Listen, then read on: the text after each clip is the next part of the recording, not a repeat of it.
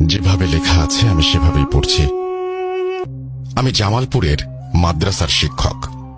তো ঘটনাটি আমার নিজের জীবনের সাথে ঘটে যাওয়া একটি ঘটনা। ভালো লাগলে অবশ্যই পড়ে শোনাবেন।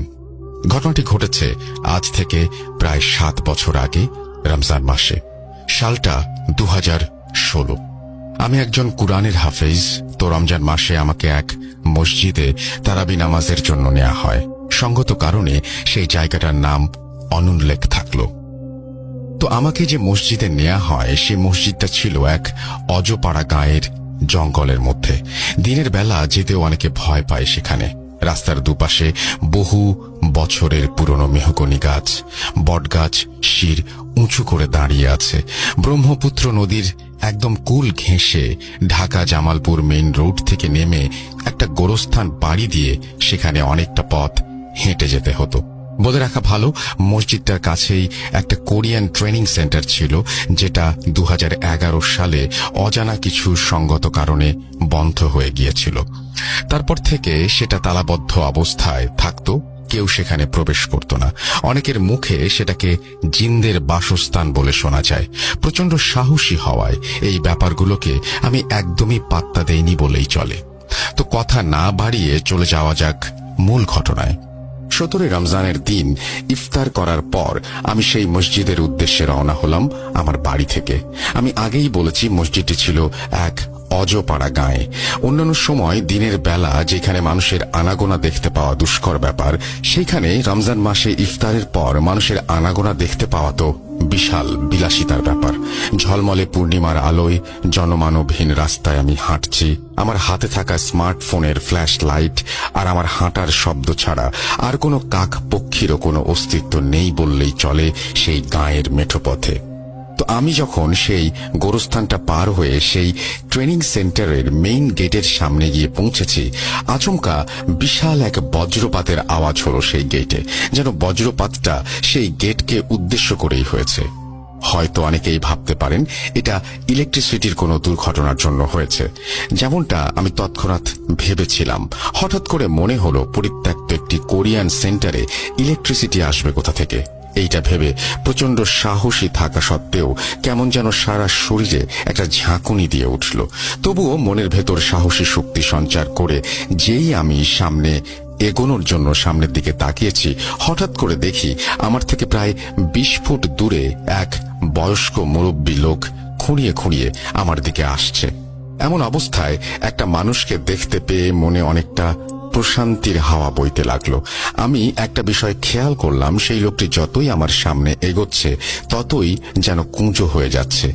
এইভাবে এগোতে এগোতে তিনি যখন একদম আমার 5 ফুট দূরে, তখন আমি আমার হাতে থাকা ফ্ল্যাশ লাইটের আলোতে দেখতে পেলাম লোকটির নাভি পর্যন্ত সাদা ধবধবে দাড়ি, গায়ে পাটের সোনালি আঁশ দিয়ে মোড়ানো ঝকঝকে একটি অদ্ভুত পোশাক।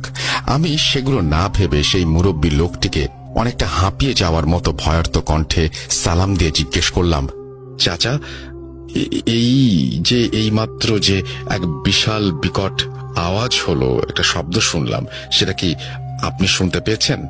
তিনি আমার প্রশ্নের জবাব দেওয়া তো অনেক দূরের কথা, আমার সালামের উত্তর পর্যন্ত দিলেন না। এমনকি আমার দিকে সামান্য ভ্রুক্ষেপও করলেন না।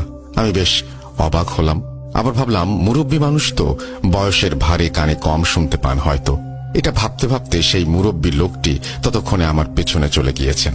আমি পেছনের দিকে ফিরে আবারও ডাকতে লাগলাম, এই যে চাচা, শুনছেন? ও চাচা, শুনছেন? কিন্তু এরপর যা হলো তা লিখতে গিয়েও ভয় আমার গা বেশ কয়েকবার শিউরে উঠেছে। আমি দেখলাম মুহূর্তের মধ্যেই সেই মুরব্বী লোকটির আকৃতি একটি সাদা লোমশ গরুর আকৃতিতে পরিণত হলো। হাড্ডি ভাঙার মটমট আওয়াজে যখন সেটা ঘাড় ঘুরালো, তখন আমি আমার ফ্ল্যাশ লাইটের আলোতে স্পষ্ট দৃশ্যটি দেখতে পেলাম। দোয়া করি এমন বিভৎস ভয়ঙ্কর দৃশ্য যেন কেউ স্বপ্নেও কোনোদিন না দেখে। দেখতে পেলাম সেই লোমশ গরুর আকৃতির মুখটি বিশাল বড় এক মাছের মাথার মতো হয়েও অনেকটা লালচে মানুষের মতো। অর্থাৎ পুরো শরীর লোমশ গরুর, আর মাথাটা ছিল গরুর মাথার সাইজের মাছের মতো। সেটা প্রচন্ড রেগে আমার দিকে তাকিয়ে বহু মানুষের সম্মিলিত কণ্ঠে বলতে লাগলো, যদি খুবই জানতে ইচ্ছে করে সেই আওয়াজটি কিসের ছিল, তাহলে নদীর পাড়ে আসিস, তোকে সব বলবো, তোকে সব জানাবো, তোকে সব দেখাবো। এই বলে বিভৎস সেই অবয়বটি বিশাল জোরে ভয়ঙ্কর হাসি হাসতে হাসতে এক লাফে কাছে থাকা এক বিশাল পুরনো বটের গাছের ওপর উঠে পড়ল। ভয়ে আমার পুরো শরীর যেন প্যারালাইসিস হয়ে গিয়েছে। দৌড়ানোর মতো সামান্য শক্তি পর্যন্ত আমার শরীর নেই, আবার আমি সেন্সলেসও হতে পারছিলাম না। প্রিয় লিসেনার্স, একবার চোখ বন্ধ করে কল্পনা করুন তো, এমন পরিস্থিতিতে আপনার কি অবস্থা হতো। আমি মাদ্রাসার একজন ছাত্র হওয়ায় এমন পরিস্থিতিতে পড়লে কি করতে হবে তা জানতাম। জোরে জোরে আয়াতুল কুরসি পড়ে সারা শরীরে যত শক্তি ছিল তা দিয়ে প্রচন্ড জোরে দিলাম এক দৌড়। আমি মসজিদের দিকে দৌড়াচ্ছি তো দৌড়াচ্ছি, পেছনে ফেরার সাহসটুকু আমার আর অবশিষ্ট নেই। হঠাৎ খেয়াল করে দেখি আমার হাতে থাকা স্মার্টফোনটি আর নেই। অর্থাৎ ভয়ে কখন যে আমার হাতে থাকা স্মার্টফোনটি সেই অভিশপ্ত কোরিয়ান ট্রেনিং সেন্টারের সামনে ফেলে রেখে এসেছি সেটা আমার বিন্দু পরিমাণ খেয়াল নেই। আমি আমার ফোনের চিন্তা বাদ দিয়ে আরো জোরে জোরে আয়াতুল কুরসি পড়ে পড়ে দৌড়াতে লাগলাম। হঠাৎ করে সামনে দেখি একটা লাইটের মতো রাস্তার মাঝখানে মাটিতে কিছু একটা পড়ে আছে। আমি সেইটির কাছে গিয়ে দেখতে পাই, আরে এটা তো আমার সেই স্মার্টফোন যেটা ভয়ে ট্রেনিং সেন্টারের সামনে ফেলে রেখে এসেছি। এটা এখানে আসলো কি করে? তাহলে কি ঘুরে ফিরে আবারও সেই অভিশপ্ত ট্রেনিং সেন্টারের সামনে এসে পৌঁছেছি আমি? এটা ভাবতে না ভাবতেই আমার বাম পাশ থেকে পুরনো জং ধরা লোহার গেট খোলার মতো আওয়াজ হলো। আমি প্রচন্ড ভয়ে আবার বাম দিকে আস্তে আস্তে যেই না ঘাড় ঘুরে তাকিয়েছি, অমনি দেখি প্রচন্ড ঘূর্ণিঝড়ের মতো এক বাতাস প্রচন্ড জোরে আমার শরীরকে ধাক্কা দিয়ে মাটিতে ফেলে দিল। আমার মাথায় টুপিটি ছিটকে পড়ল বেশ দূরে। মর্মর আওয়াজে সেই অভিশপ্ত ট্রেনিং সেন্টারের গেটটা খুলে গেল।